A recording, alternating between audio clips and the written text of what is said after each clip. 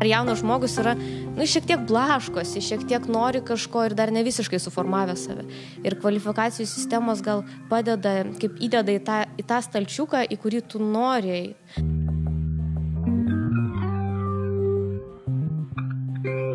Jo tas talentas yra lygtais prekė, kurią perka visuomenė, darbdaviai ir jis tobulina tą prekę. Tu kaip pasimetęs tam chaose, tam kažkokiam neiškiam pasauliu, kuris naujas dar tau yra. Nes kaip pirmo globoja ar mokykla ir tėvai ir kada tu papuoli į tą laisvą kūrybos pasaulį, kur gali daryti visiškai ką nori. Tai kvalifikacijos sistema padeda tave būtent pastyti ant tos lentynos ir būtent tada, kada reikia. Ir tau kaip kopėčias pastato, kuriomis tu lipi lengviau nei pats savo jėgomis. Mano, pavyzdžiui, tėtis tai irgi dabar tokia kaip ir kažkokią krizę vos ne, nes jisai lyg tai statybose sukasi ir jis nori tęsti mokslus, nes dabar privaloma aukštasis, kad būtų statybų firmą atidaryti. Ir todėl jisai dabar privalo baigti mokslus, bet jeigu jis mokinsis, jis nebeturės darbą. Jis nesidomi tuo visų švietimu ir jam labai sunku. Ir aš manau, kad šita būtent kvalifikacijų sistema, jeigu supažindina, nes yra būdai, kaip tu gali neformaliai tą gauti, gali diplomą gauti, gali nebūtinai diplomą, gali būti kažkoks pažymėjimas.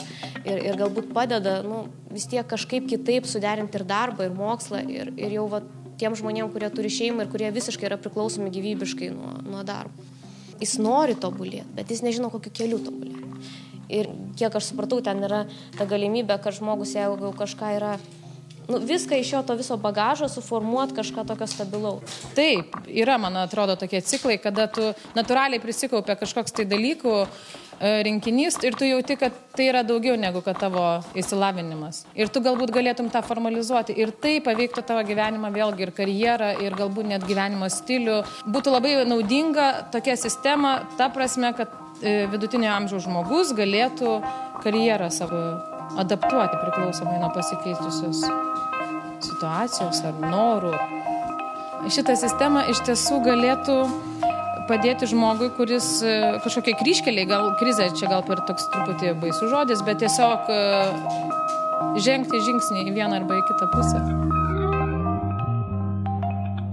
Aš manau, šita sistema yra iš vienos pusės struktūrizuojanti sistemą, o iš kitos pusės jinai išskaido, reiškia, tas kompetencijas.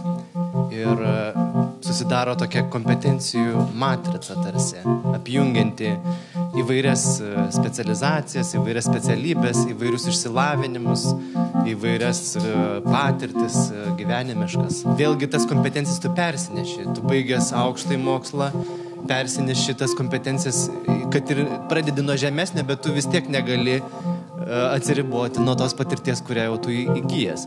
Universitetas arba kolegija, norėdami įteisinti kažkieno įgytą kvalifikaciją, jie taipogi turi išvystyti kitokius įgūdžius, kaip įvertinti, sakykime, žmogus grįžta iš kažkur arba ateina tiesiog iš gatvės ir jam reikia suteikti pažymėjimą. Tai nėra toks kelias natūralus, kaip ateina studentas, įstoja, studijuoja. Ta struktūra tiesiog norėdama galbūt netgi ir kitas kvalifikacijas atras reikiamas profesijai tokiu būdu. Ta prasme, nes atei žmogus iš gatvės, atneš kažkokias žinias ir tu suprasi, kad galbūt netgi studentus reikia mokinti kažkokių papildomų dalykų, niuansų. Tiesiog pati ta struktūra gali mokytis iš tų žmonių, kurie ateina pas juos norėdami gautis pažymėjimą tiesiog. Sakau, kaip vienas žmogus jis tobulėja ir net pasiekęs 8 lygį, jis vis tiek tobulėja, tačiau nebe visuomenės rėmos. Jis tobulėja pats savo. Jis jau savo kūrybą neša dar į aukštesnį lygį, bet visuomeniai tai yra jau, ta prasme, kaip riba, nesvarbu, ką tu kursi. Tu savo tobulėsi. Neįsivaizduoju savęs esant ir užsistovėjusiam 8 lygmenį, nieko nebesiekiant. Visai iki galo sutinku su tavim, nes aš galvoju, jau 8 lygmenį tu tiesiog generuoji šitiek iniciatyvų, kad ta prasme tas sustojimas 8 lygmenį praktiškai neįmanomas. Darbdavys tave priima į darbą Vokietijoje, ne? Ir jis vienaip sprendžia, ar tu kvalifikuota ar ne. O Lietuvoje dar kitaip, supranti. O reiškia, šita sistema, jinai tiesiog tave įgalina formalizuoti tą savo patirtį ir tiek.